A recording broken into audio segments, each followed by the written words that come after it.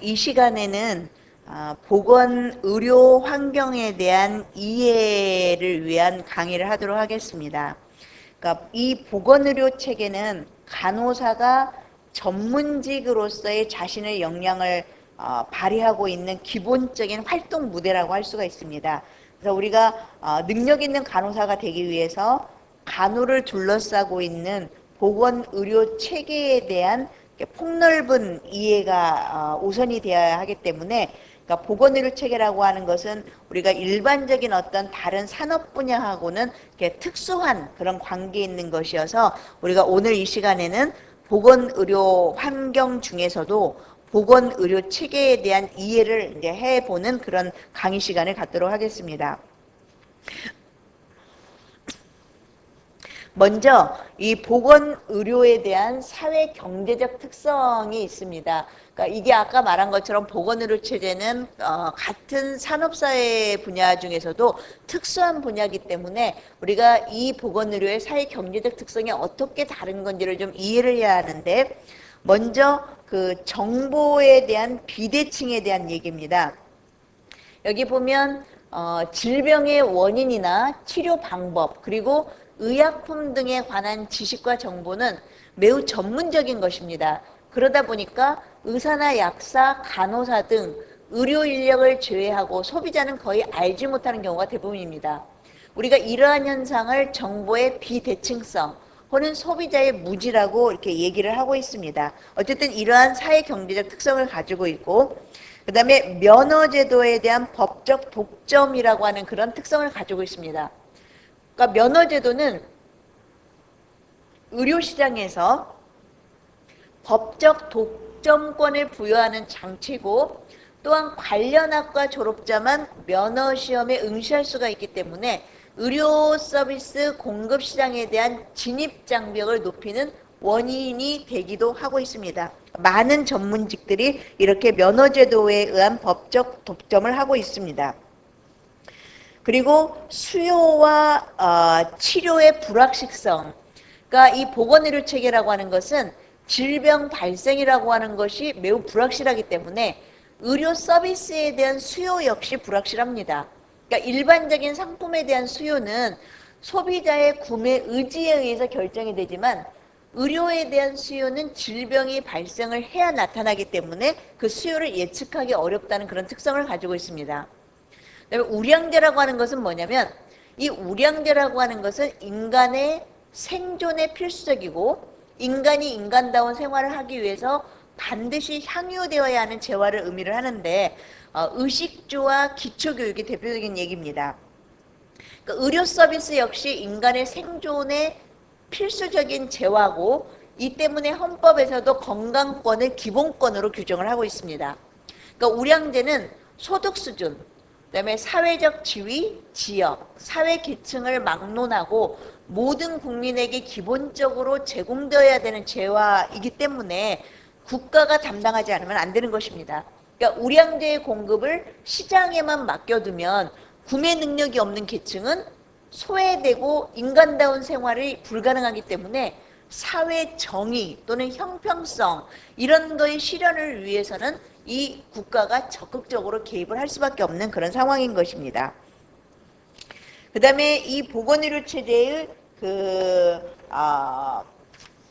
사회 경제적 특성 중에 또 다른 어떤 특성이냐면 외부 효과의 존재입니다.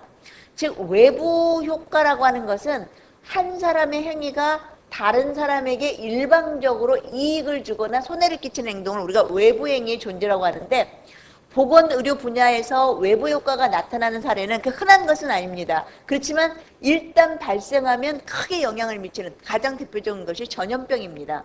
그래서 외부 효과가 존재하는 경우에는 이것을 시장에만 맡겨두면 외부 효과가 제대로 제거되지가 않기 때문에 전염병 관리 같은 경우는 정부가 강제로 개입해서 해결해야 되는 그런 또 특성을 우리가 가지고 있습니다.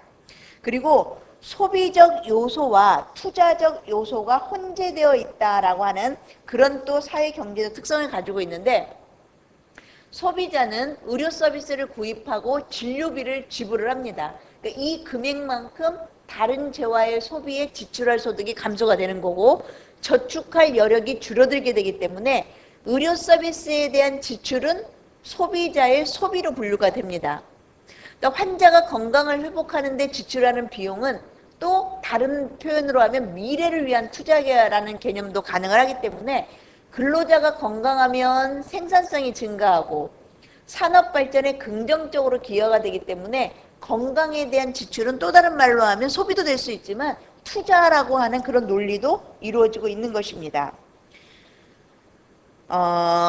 즉 아동이 건강하게 자라도록 의료비를 지출하는 것은 두말할 것도 없이 미래 세대의 생산 인력에 대한 투자입니다. 이런 관점에서 본다면 국민을 건강하게 해서 삶의 질을 높이고 건강한 노동력을 유지하도록 적절한 의료비를 지출하는 것이 인적 자본을 증가하는 투자로 해석될 수도 있다는 그런 얘기입니다.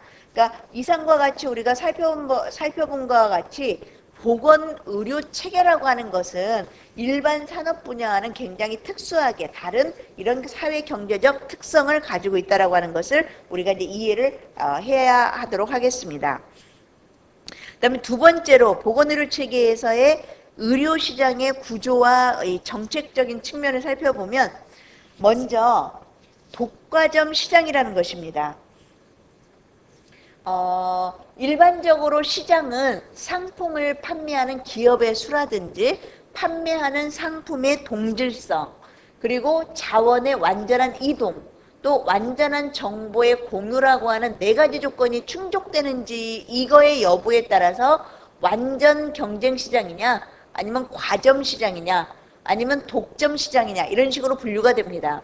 근데 의료 시장은 정보의 비대칭성, 또 면여제도에 의한 진입 장벽이 어렵고 또 의료 서비스의 비동질성 등의 특성이 있어서 경쟁 시장은 아니고 독과점 시장 정도로 우리가 분류될 수가 있다고 보겠습니다. 그러니까 예를 들어서 중증 질환의 수술에 대해서는 대학병원이 중소병원이나 동네 병원에 비해서 독점적 위치에 있습니다. 중증 질환 같은 경우는 큰 대학병원에서 주로 많이 해결을 하기 때문에. 근데 단순한 치과 질환의 경우에서는 치과대학병원이나 치과의원이 서로 경쟁하는 과점 시장이라고 또 볼 수가 있습니다. 그리고 또 의약품의 경우에 있어서 신약은 특허법에 의해서 20년간 독점 판매권이 보장이 됩니다. 그래서 독점 시장에 속하게 되고 특허가 만료되는 그 다음에 이 복제약은 과점 시장에 속하게 되는 것입니다. 그러니까 이런 식으로 의료 시장의 구조와 정책을 보면 이제 어쨌든 첫 번째 이 독과점 시장이라고 하는 걸로 우리가 이제 내어져 있다라고 하는 거. 그래서 아까 그 표에서 우리가 의료 시장의 완전 경제 시장, 과점 시장, 독점 시장이라고 했었을 때 그 상황을 보면 시장의 조건이 공급자 수냐, 상품의 동질성이 어떠냐, 자원의 완전한 이동, 완전한 정보 이런 거에 따라서 다르다고 했었을 때 완전 그 경쟁은 이런 것들이 무수히 많고 자유롭고 동일하다면 독점 시장이라고 하는 것은 공급자가 하나밖에 없고 그리고 자원의 완전한 이동이 제한이 되고 그래서 스스로 독점. 그래서 이런 유사한 사례로 보면 독점 시장을 가지고 있는 그 대표적인 예로 전기, 철도, 지역적인 어떤 그 병의원, 특허, 의약품 이런 것이 독점 시장이고 그 중간 지점은 과점 시장이라고 하면 뭐 자동차, TV, 냉장고, 에어컨, 소주, 화장품 등등등이고 완전 경쟁 시장이라고 하면 배추, 쌀, 생산 즉 이러한 것들 즉 우리가 의료 시장은 다수의 공급자가 차별화된 상품을 공급하는 독점적 경쟁 시장과 그리고 독점적 경쟁 시장 그리고 시장에 더 가깝다고 볼 수가 있는데 일단은 편의상으로 우리가 독과점이라고 아까 분류를 한 것이라고 생각을 하시면 되겠습니다. 그 다음에 이제 두 번째로 이 의료시장의 구조와 정책에서 공급자의 행동과 시장의 어떤 성과 관계를 본다면 이 의료시장의 독과점 구조는 의료 공급자의 행태에 많은 영향을 미칩니다. 그러니까 예를 들면 의료 정보에 대한 소비자의 무지는 의사의 과잉 진료를 유발을 할 수가 있습니다. 그 다음에 제약회사에 의한 의약품의 과대 과장 광고 등을 초래하기도 합니다. 또 한편으로 건강보험은 의료 이용에서 환자들의 도덕적 해이를 유발시키기도 합니다. 그러니까 공급자로 하여금 고가 의료 장비의 도입을 촉진시키기도 하고, 또 공급자는 독점적으로 이용해서 고소득층에게 비싼 진료비를 받고 저소득층에는 진료비를 할인을 해준다든지, 또 단체 검진에 대해서는 낮은 검진 수가를 해준다든지 이런 등의 가격 차별을 하기도 합니다.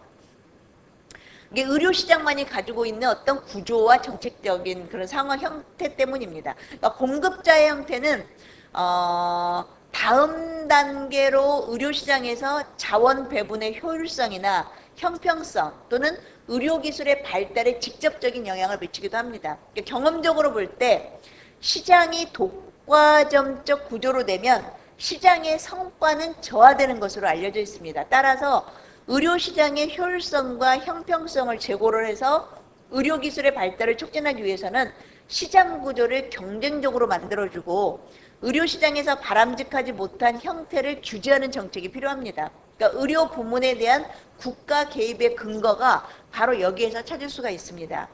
즉 의료시장이 경쟁시장의 조건을 충족하지 못하고 독과점적으로 구조가 되어져 있기 때문에 정부가 적극적으로 개입을 해서 시장 성과를 제고하고자 하는 것입니다. 그래서 이 의료시장의 구조와 정책의 이 특성으로 공급자의 행동과 시장 성과의 구조가 이런 식으로 이루어져 있다라고 하는 것입니다. 그래서 지금 이 표는 아까 말한 의료시장의 성과라고 하는 것이 성과, 측정 지표를 나타내는 거고, 이제 효율성, 어떻게 효율성을 볼 거냐, 형평성은 어떻게 볼 거냐, 그러니까 이러한, 즉, 이 얘기는, 보건의료 환경을 이해하기 위해서 우리가 의료시장의 성과를 어떻게, 고민을 해봐야 될 것인지, 그러한 내용에 대해서 나온, 그런 표라고 보시면 되겠습니다. 그 다음에 세 번째, 의료시장의 구조와 정책에서 보건의료 정책의 기조를 살펴보면 각 나라에서 채택해온 보건의료 정책의 내용을 살펴보면 사회경제적인 환경이라든지 정치적인 요인 그리고 보건의료 제도의 차이에 따라서 다양하게 전개되어 왔음을 우리가 알 수가 있습니다. 그러니까 미국과 같이 민간 의료 중심의 시장 원리를 최대한 작동시켜서 정책의 목표를 달성하고자 하는 국가가 있는가 하면 영국처럼 보건의료 자원을 사회화를 통해서 국가가 추구하는 정책 목표를 효과적으로 실현한 국가도 있습니다. 아마 우리가 알다시피 미국은 많은 선진국이지만 보건의료에 있어서만큼은 굉장히 열악한 나라라고 하는 걸 우리가 알 수 있는데, 어쨌든 각국이 취하고 있는 보건의료 정책의 다양성에도 불구하고 각국의 정책은 각기 뚜렷한 정책 기조를 바탕에 깔고 있습니다. 근데 이 정책 기조라고 하는 것이 크게 두 가지로 우리가 구분을 해보면 규제와 경쟁입니다. 그러니까 기본적으로 보건의료 부문에서는 시장, 마케팅의 시장 실패가 존재한다라고 하는 전제하에 의료 부문에 대한 정부 규제를 통해서 이 시장이 실패하는 것을 보완하는 정책, 이것이 하나고, 또 하나는 이렇게 규제보다는 시장 원리에 충실하면서 경쟁을 촉진하고자 하는 양면의 날개라고, 한 날개만 있어서 새가 날아갈 수 없듯이 이 동전의 양면이라고 볼 수가 있습니다. 미국의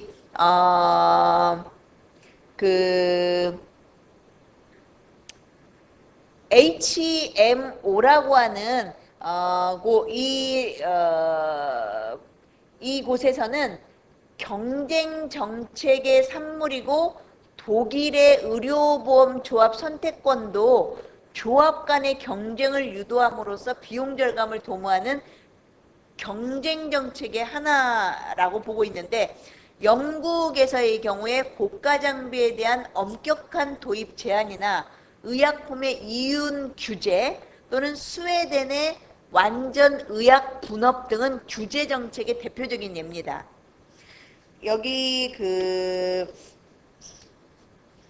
규제 정책하고 경쟁 정책은 잘 살펴보면 각기 나름대로의 장단점을 가지고 있습니다. 그 때문에 그동안의 규제 정책을 취해온 나라는 경쟁을 도입하려고 하는 경향이 있고, 경쟁 정책을 취해온 국가는 규제를 강화하려는 경향이 있습니다. 그러니까 이러한 경향은 규제 정책하고 경쟁 정책이 배타적인 것이 아니라 상호 보완적인 것이라고 하는 것을 의미하기도 합니다.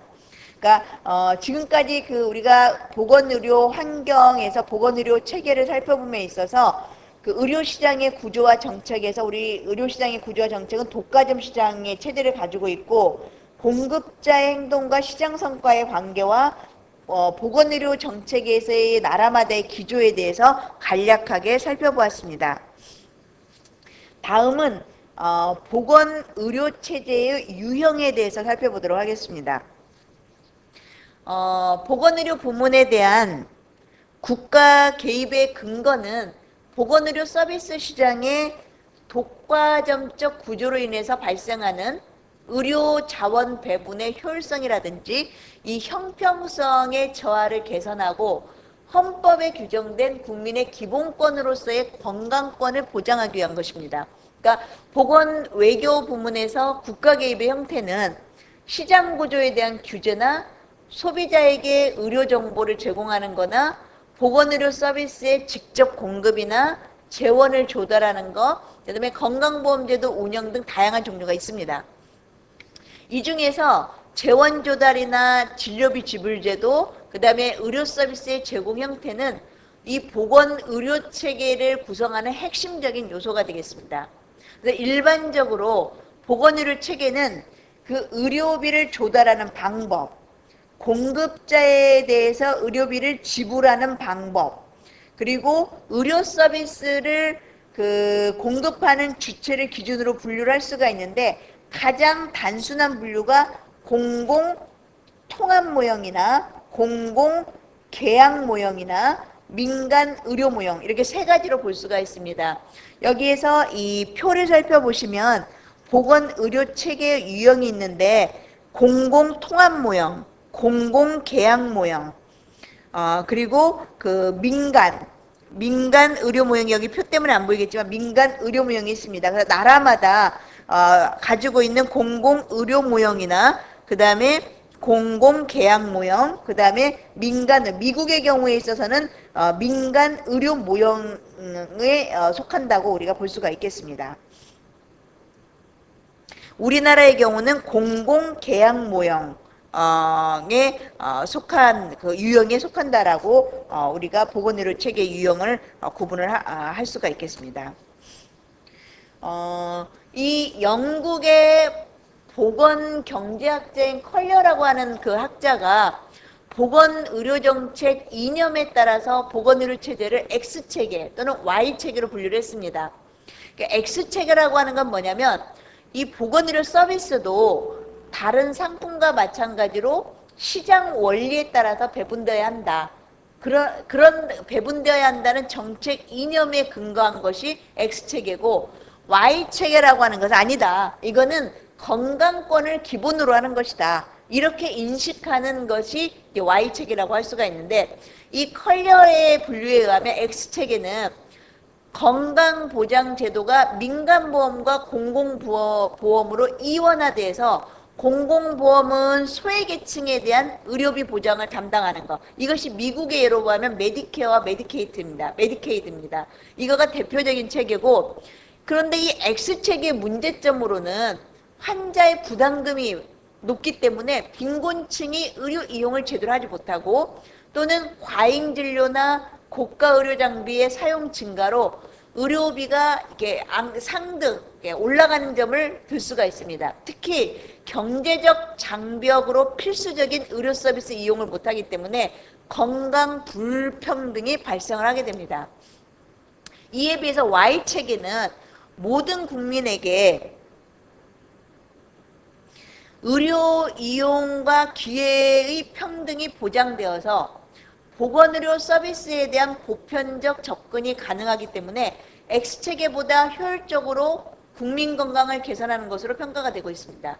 영국이나 스웨덴의 그 NHS가 대표적인 건데, 그렇지만 Y체계도 문제점은 가지고 있는데, 의료 자원에 대한 지리적인 불균형이 분포한다라든지 가격 장벽을 제거했음에도 불구하고 사회 계층 간의 의료 이용이나 건강 상태 차이가 여전히 존재하고 의사의 생산성이 저하가 되고 대기 시간이 증가되고 이런 점 등이 지적이 되고 있습니다. 어쨌든 이상과 같이 우리의 그 보건의료 체계의 유형과 그 유형에서 우리가 가지고 우리나라는 민간 의료기관 측에 조금 더 가까우면서 공공계약 모형이라고 하는 그런 유형에 속해져 있고, 그리고 이제 그 크게 유형을 영국의 그 보건경제학자인 컬리어에 의하면 X체계와 Y체계로 구분을 하고 있다라고 하는 거. X체계는 시장 원리에서, Y체계는 건강은 기본권이라고 하는 그런 기본적, 그렇지만 다 장단점은 있다라고 하는 것을 보여줘 왔습니다. 그 다음에 이제 보건의료체계에서 우리가 또 알아야 될 그 내용 중에 하나가 진료비 지불 제도에 대한 내용입니다. 그러니까 우리가 간호 전문직인으로서 우리가 활동하고 있는 무대인 이 보건의료 환경에 대한 것들은 어느 정도 이해를 하고 우리가 그 안에서 적절한 그 전문인으로서 행동을 해야 된다라고 하는 거기 때문에 이러한 부분들에 대해서는 이렇게 알아둘 필요가 있다고 생각이 듭니다.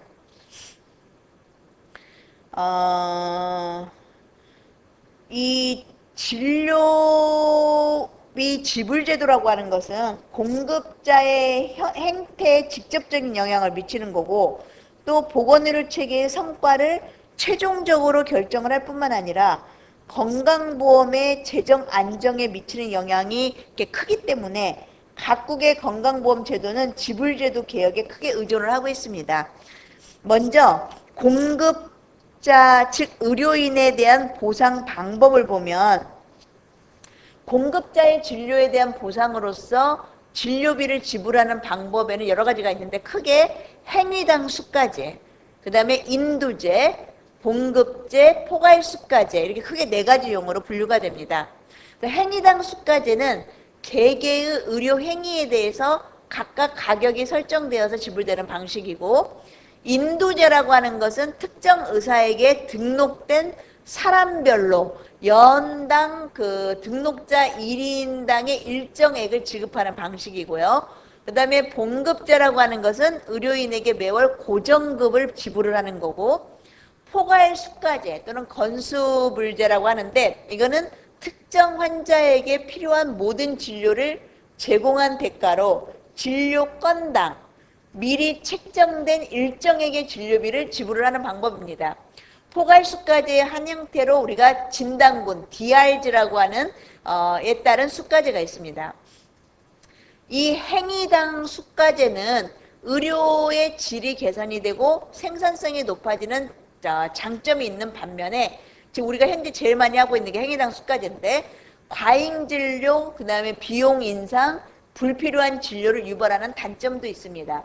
이에 비해서 인두제는 진료 비용을 최소화하려는 유인이 존재를 하고 행정 관리가 용이한 장점이 있는 반면에 고위험 환자를 거절하려는 동기가 있고 의료 서비스의 과소 공급에 문제를 일으키는 그런 부분이 있습니다. 어쨌든 공급자에 대한 보상 방법이 이렇게 4가지의 그 진료비 지불 제도가 있다라고 하는 거 하나 알아두시고요.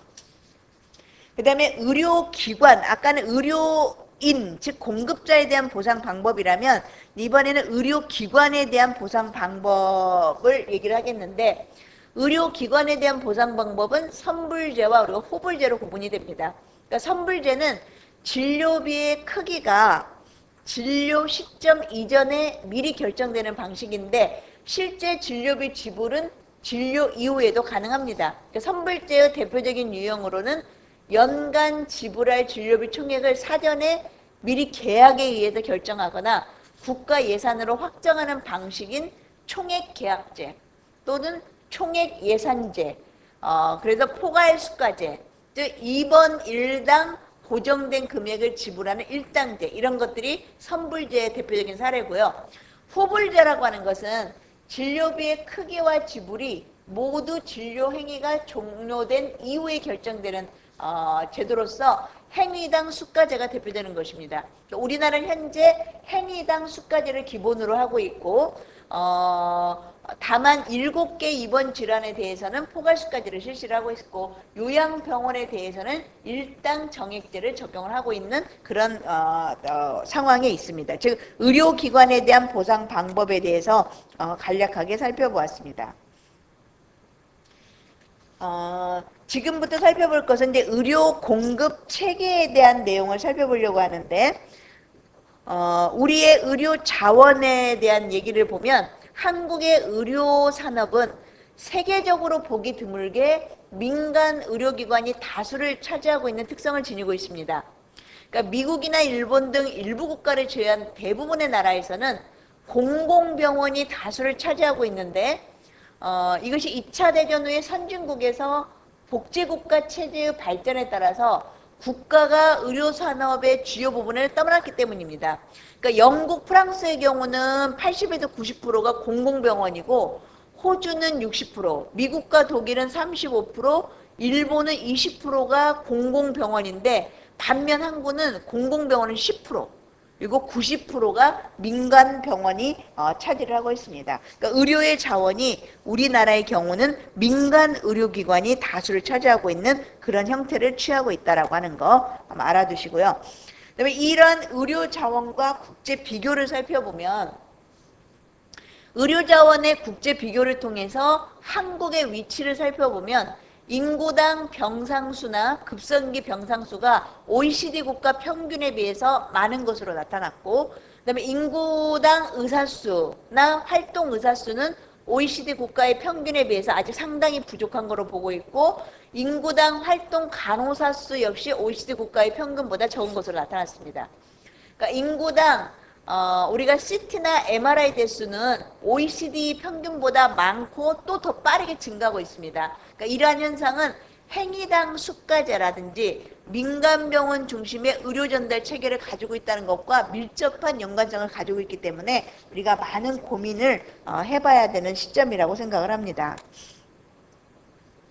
이제 끝으로 보건의료 환경 이야기에서 보건의료 체계에서 우리나라의 지금까지의 보건의료 체계의 성과를 살펴본다고 한다면 우리나라 보건의료 체계는 민간 의료기관이 의료 서비스 공급의 90% 이상을 담당을 하고 그리고 국민 의료비의 절반 정도를 공공재원, 주로 건강보험이죠. 이걸로 조달을 하고 있고 진료비 지불제도는 행위별 수가제를 기본으로 채택을 하고 있습니다.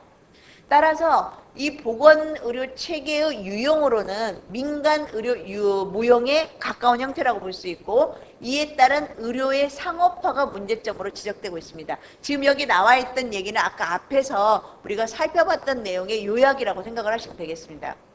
1960년대 이후에 급속한 경제성장에 따라서 다른 국민소득이 증가를 하고 영양 상태가 개선이 되고 의료 인력이나 의료시설의 발전, 그 다음에 건강보험 제도의 시행 등에 힘입어서 보건의료 체계 성과가 전반적으로 저비용으로 상당히 높은 수준의 건강 수준으로 달성한 것으로 우리는 평가를 하고 있습니다. 최근에 국제적 평가에 의하면 경제협력개발기구 소속의 24개국 회원국에 대한 보건의료 체계의 성과평가가 우리 성과평가에서 우리나라의 위치가 5위로 평가된 바가 있습니다.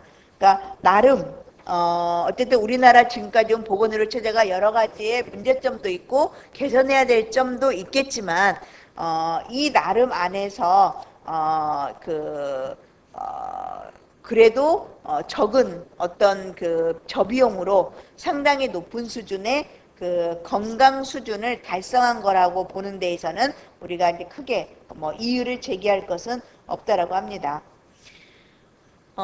이 오늘 강의는 이상으로 그 우리나라의 보건 의료 환경을 이해함에 있어서 우리가 간호 전문인으로서 보건의료 체계에 대한 특성을 우리가 알 수 있고 또 어떠한 유형을 가지고 있는지 알 수 있고 우리나라의 진료비 지불 제도에 대해서 이해를 하고 그다음에 건강보험제도에 대한 거 이러한 것들에 대해서 여러분이 이해가 되셨으면 하는 바람입니다. 이상입니다.